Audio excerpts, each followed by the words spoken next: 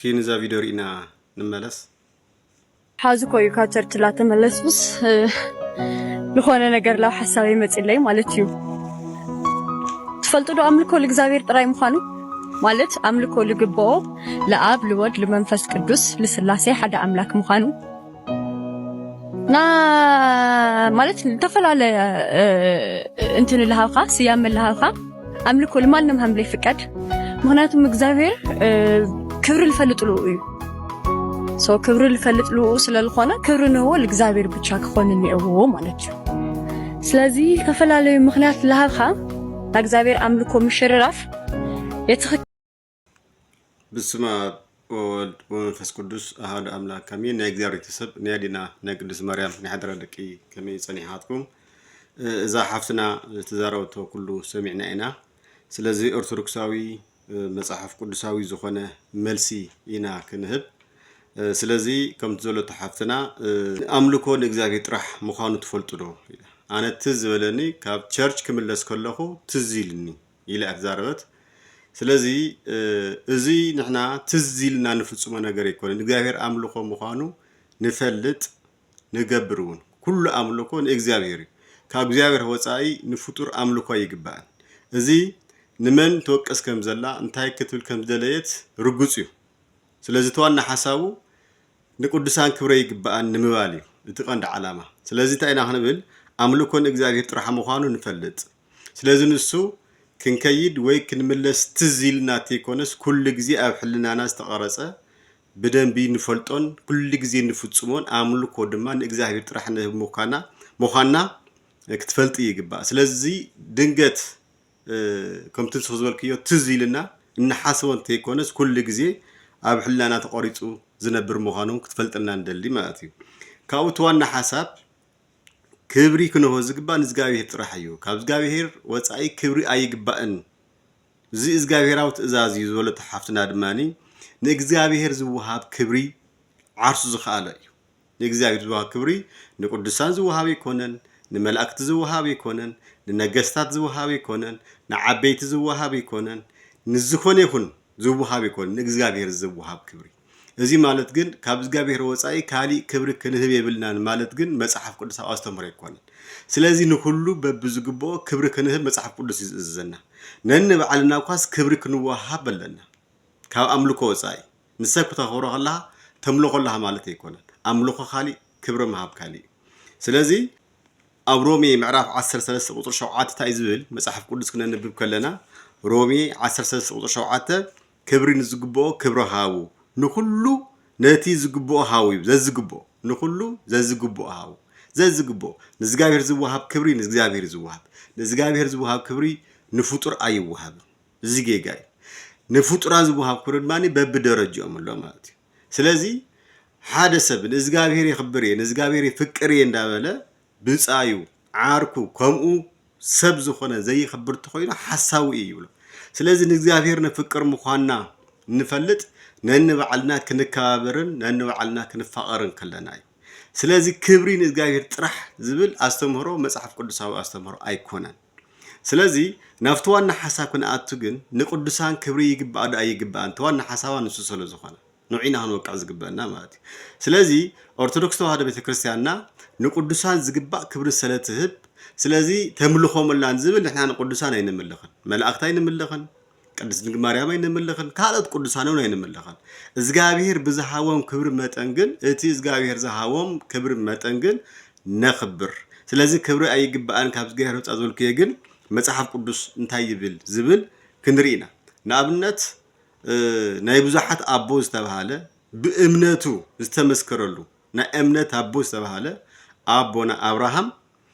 ኣብ ኦሪት ዘፍጥረት ምዕራፍ 12 ቁጥር 3 እግዚአብሔር እንታይ ኢልዎ ዝጋብሔር ቃል ኪዳን ምስ አብርሃም ከአት ከሎ ኣብ ኦሪት ዘፍጥረት ምዕራፍ 10 ቁጥር 3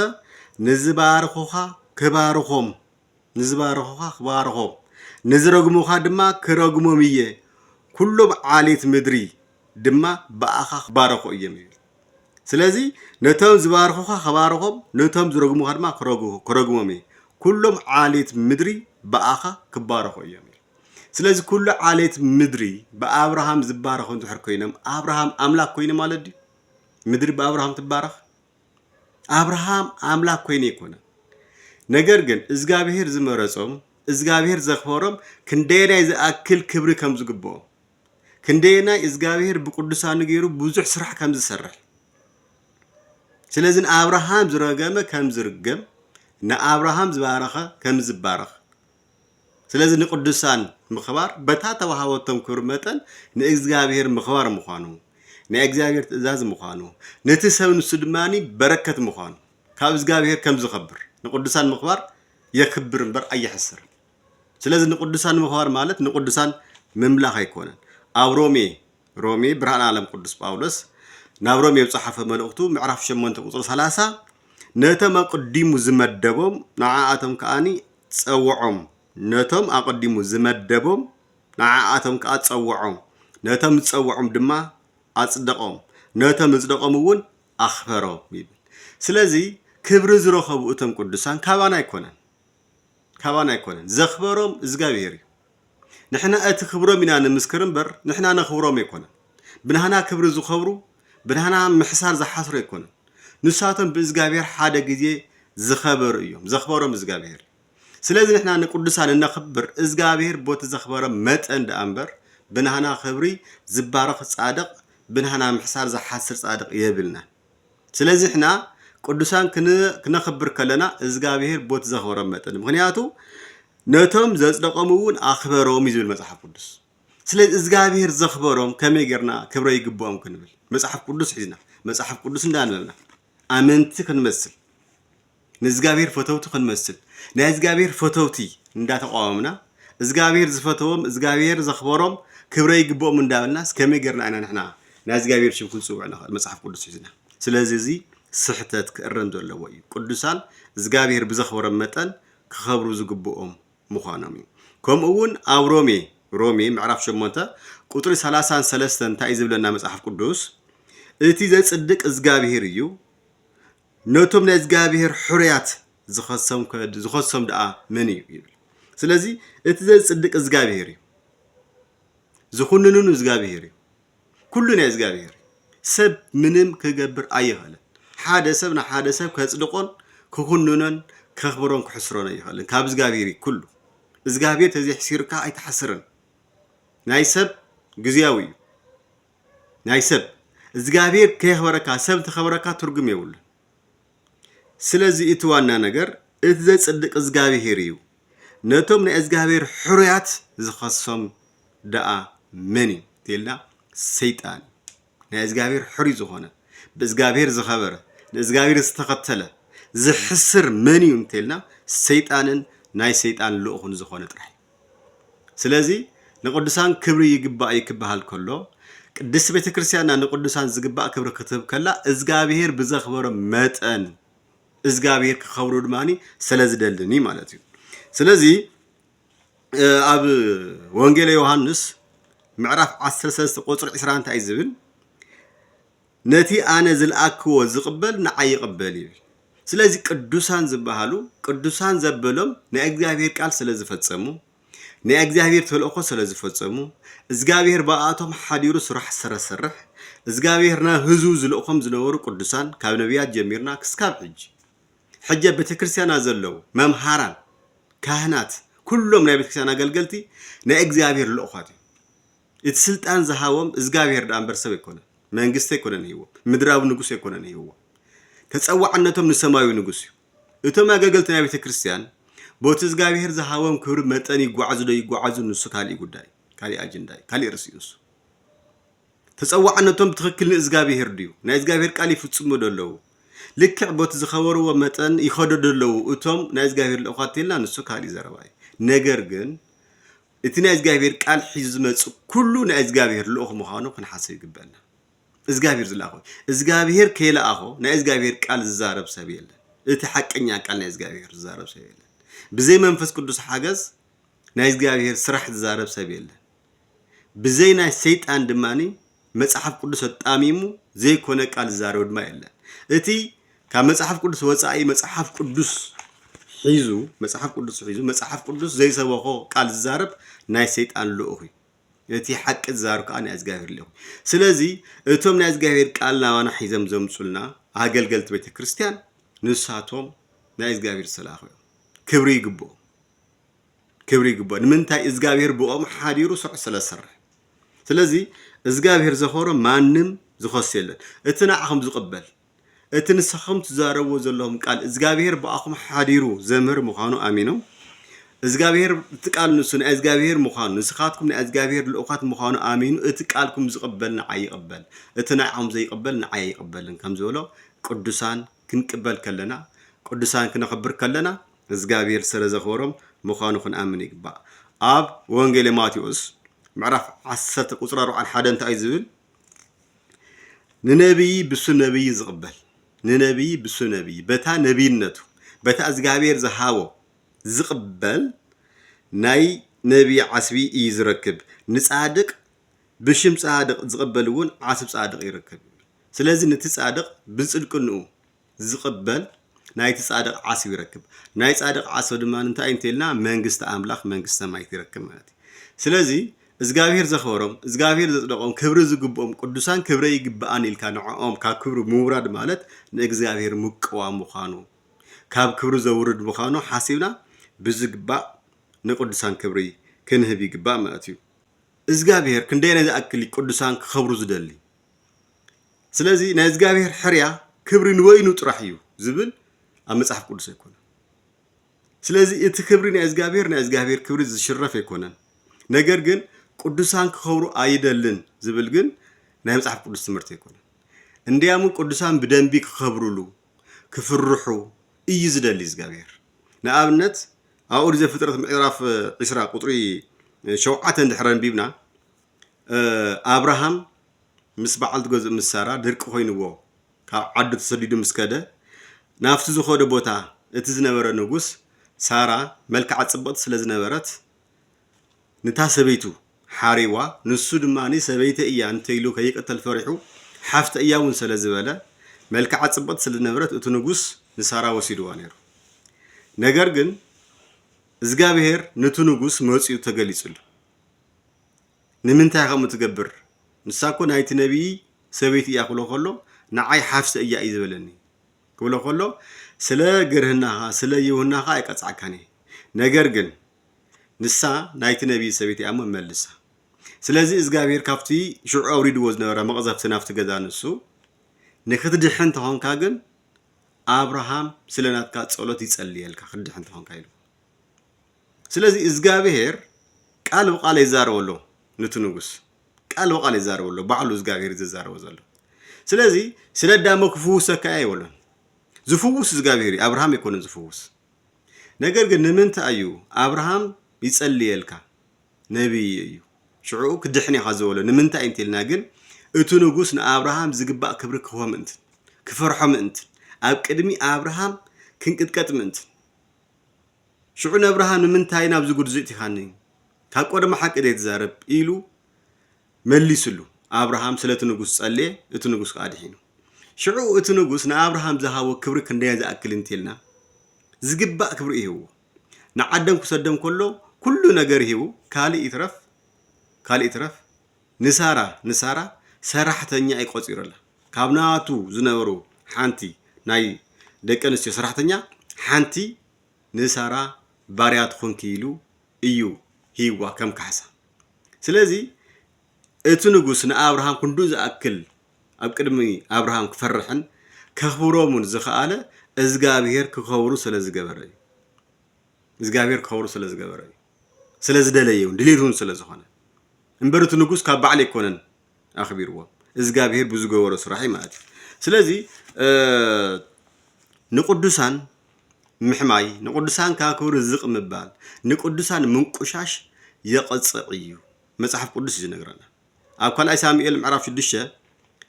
ካብ 22 እስካብ 23 መጽሓፍ ቅዱስ እንድሕረን ቢብና እንታይ ዝብል ዳዊት ናይ እግዚአብሔር ታቦት ናብ ቦትኡ ክመጽእ ከሎ ናይ እግዚአብሔር ታቦት ክመጽእ ከሎ ብዝማሬ ብዕልልታ ብስምዒት መንፈስ ኮይኑ ክዝምር ከሎ እቲ ተኸይድንዎ ዝነበረ ተቆሊዑ ጥራሕ ነው ዝወጽእ ስለዚ ኣብዚ ግዜ እዚ ሜልኮል ዝተባሃለት ንጉስ ተባሂሉ أبقد مزنا والد زين كمزيلي وارد إلى نعيات بس نعقد داويت انتي مولي سلا إزقابي هيرك نداويت سلازل عقدته انتي قصعة وريد الله زبل تخيلكم كابلا على الجمير كمان ببوا مسجزينا جن حسر بيلا كجلس إيه قال أي ساميل معرفش دشة كاب عسران كلتن كاب عسران سلستن زلوا مصحف قدس كنا نبي كلنا كم زيبل داويد كعا نميل كول أب قدمي إتي كاب أبوخن كاب كلا بيتون زحاريني أب العلي هزبي إزجابير أب العلي إسرائيل دما مرح إزجابرني إزجابير يمسجن هو أب قدم إزجابير إيه زسحق زلخ أب قدم من أب قدم إزجابير إيه زسحق زلخ زنق عشش زوارد زلخو إزبلا زلخ جينا وين كابزن العلي نرأسه كواردية بأخي يمنا أنت تنعكو بأخي بميلكول يمنا أنت تنعكو أكوا أقدم إتن زبلكيين أجراد جنا خبرية بلا سلازي أقدم يخي أكوا أنت تواردكو أفتن قدمي زبلكيين أوالد جن خبرية بمن يخبر بإزجابير كاو إتا نداويت زسحقات إتا نداويت زنقو عشت ميلكول بإزجابير دما زبزحها مقصعتي أب قطر عسران سنتنيونا ميلكول قال سأول كساب على تموتا أي ولدتن مخان كوينا إزي إتي إزجابير زخبرو إتي إزجابير زمرتو إتي إزجابير زحرايو إتي إزجابير زخبرو نإزجابير قدس نقص داويت سلس حقته ميلكول سكاب على تموتا ولا لي رهات سلازي نمنتاي نعو من عق إزجابير من أصل زخونه سلازي داويتون انتهى خمس من لسلا رينا إنا مالتي كومون أب زهلق معرف عصر تخلته كقطر حادة جميرنا زهلق عصر تخلته كقطر حادة كساب عصر تلش زلوا مصحف قدس ندحرن بيمنا مصحف قدسنا هنا نبب سلازوزي أوز مصحف كفل زغنا نبب كلنا معرف عصر تخلته كقطر حادة كم من أرشا خلينا وينا بتعجستي داموسني مريم آرونن نموسي كم زنقفو إزجابيرك تايلو سلازي إزام كل التحوات نحاوم زخونة موسي مالت كاني إزجابير زحاريو نا إزجابير رجل قالي إيو سلازي كقطر حد جميرنا هنا نبينا موسي إثيوبياويت سبيتي يا أتيو نبرمو مريم آرونن بزعبة أتوا سبيتي زأتوا إثيوبياويت سبيتي قبل عليو تزاربو أفتاز أتوا سبيتي قبل علي موسى تزاربو إزجابير بموسى راح ديو تزارب بأنا سيتزارب ديو إننا بلون تزاربو سلازي أتي موسى زنبرة سجى مسانا سولندي إزجابير بأنا يسرح دي كم زح حدا جزي حواتنا كم زح حفتنا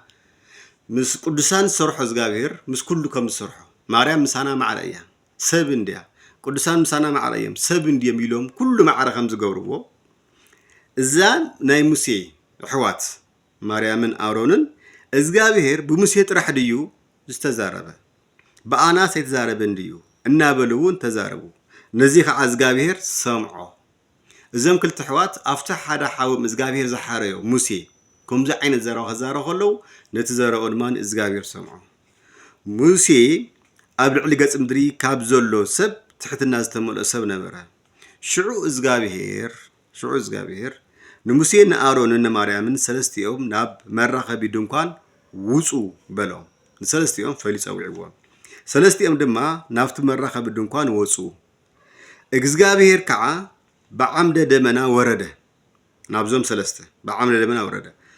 أب أفدق اتدمكان دو إلو دما نآرون إن مريم تصوعهم نخلت يوم كان موسى فليو نخلت يوم تصوعهم كلت يوم كعا قرب ولو نامن ناو إزجابير إزجابير كعا نسخع كم زيبلو نسخع كل إزجابير كعا كم زيبلو ناب زربا يدمسو أما أخلكم نبي انت حليو أنا إزجابير برأي اقلتسلو ويكعا بحلمي الزاربو مسبارياي موسى جنا كم زي يكون أما أخلكم نبي ندحر حليو برأي وي بحلمي يقلصلو يزارو بارياي موسى جنا كمزي أيكونه نسو ككل بيتي أمونيو مسو أفن أفيه ززارب مسمن موسى بالسور زي كونه بقلص أيه ززارب أمبر بمثلا يكونه مثلي إكزجابير ون يرئي كميك قبل بارياي موسى نمزراب زي فرح أوزي بتعمي عوي حيلك على له تايب له كميك قبل علي بارياي موسى نمزراب زي فرح قبل علينا إزجابير باريا قبل علينا إزجابير قدوس نكت الزارو كم زي فرحهم يقولوا إزجابير كعاتو قطعو حادوغم يتدمنا قبل علي إتي دونكان أجلسه نوقع نماريام لمسي حزا كان بردون سعدوت أورون دما نام مريم قلت سبل مريم بلهمس توقع تايسل إزجابرت نتنا إزجابير باريا نتنا إزجابير قدوس سب إزجابير زحاريو إزجابير زمرصو نعوس لزحميت مسحاو أرون كينا سلازتا كينا بلمسي توقع سلازي أرون دما نام مريم قلت سبل إنه قاع حمام لمسي حزوانا برا شعو أرون نموسي سلازا حمايو مريم لمس توقع سلازا أرون زلم نزلو حجي سلا حافتو نماني نموسي زلم نزلو نمنتاي نموسي لمنالو موسي بإزغابير سلازا خبر مجمري حامي مونيرم دا حرقن مستقاط ساعات تحفتو مسرآي أرون نموسي انتاي ولو قويتاي إلوان موسي قويتاي كبلو كله ناي كبري بخبري أملاخو غيرو يكون أملاك غيرو تسجدلو موسى يقبل قويتاي إتي بعشنتنا زجبرنا يبدل بيزخايت أوصرلنا لهم بعشنتنا بزي مفلاتنا زجبرنا يبدل أيت أوصرلنا نمانين كم زلو نموسى أيت أوصرلنا نماريام كعا بموت كم زتولده مريم كعا بموت كم زتولده كاب كرسنو كوص انتلو فرق سونتو كم زتبلعه كتكون أيتحدقا بلو سلازين موسى يمحص أنا ولو يقرب لنا محارنا سلازي نابز غير كرماني تصليلنا تعرقنا يلا مجمريا موسى تعرقا مالتي موسى دما او املاخ